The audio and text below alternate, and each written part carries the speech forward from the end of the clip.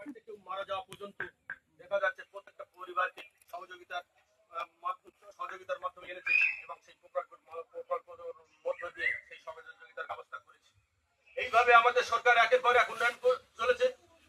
এছাড়াও আপনারা দেখেছেন যে বিগত দিনে তখনও আমাদের সরকার ছিল, তার বহু আগের থেকে সরকার ছিল, যখন দেখেছিলেন যে বিভিন্ন ভাবে মানুষ যখন হচ্ছে মারা যাচ্ছে, যেটাকে লকডাউনের সময় আনা হয়েছিল, ওটাকে কি বলে, করোনার আওতায় যখন এসে গিয়েছিল আমাদের দেশ, সেই সময় লকডাউন করে দিয়েছিল।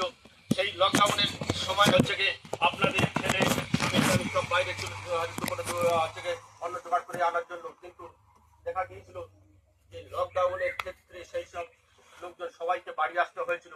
কারোর বাড়িতে কোনো জায়গায় খাবার ছিল না, বাড়িতে দুটো অন্ন নেই, খেতে পারছে না, হাহাকার উঠে যাচ্ছে।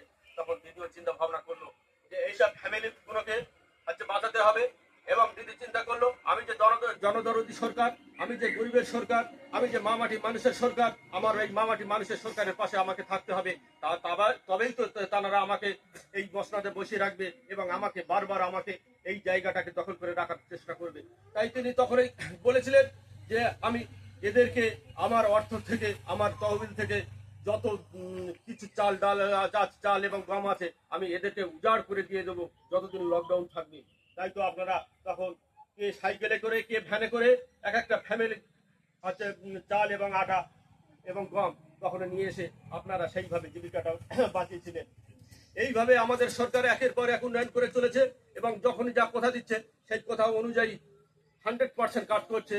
যে কোনো কথা দিয়েছে এবং কাজ করেনি এরকম তার মধ্যে এইরকম কোনো কথা আমাদের দিদি মমতা ব্যানার্জি, সেই সঙ্গে অভিষেক বন্দ্যোপাধ্যায় এবং আমাদের এমএলএ এইরকম ধরনের ধিক্কারজনক বা ধাপ্পাজনক কথা এখনো অবধি বলেনি। এবং আমাদের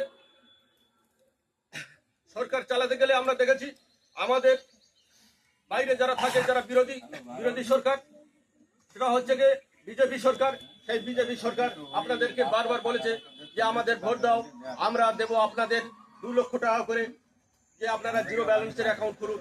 আপনারা দেখেছিলেন যে সেই টাকা পাওয়ার জন্য প্রতিটা মানুষ ব্যাংকে গিয়ে লাইন দিয়ে বা বিভিন্ন কাগজপত্র সংগ্রহ করে অ্যাকাউন্ট খুলেছিলেন, জিরো ব্যালেন্সের অ্যাকাউন্ট।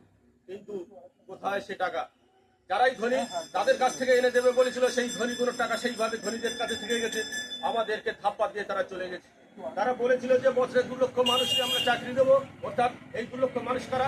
আপনার পরিবারে আপনারা খেয়ে দিয়ে না খেয়ে সব ছেলেকে শিক্ষিত করেছেন, এই তাদেরই দেবে বলেছিল চাকরি।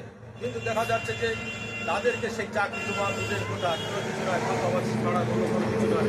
এছাড়া আপনারা জানেন যে এমন একটা সময় টাকা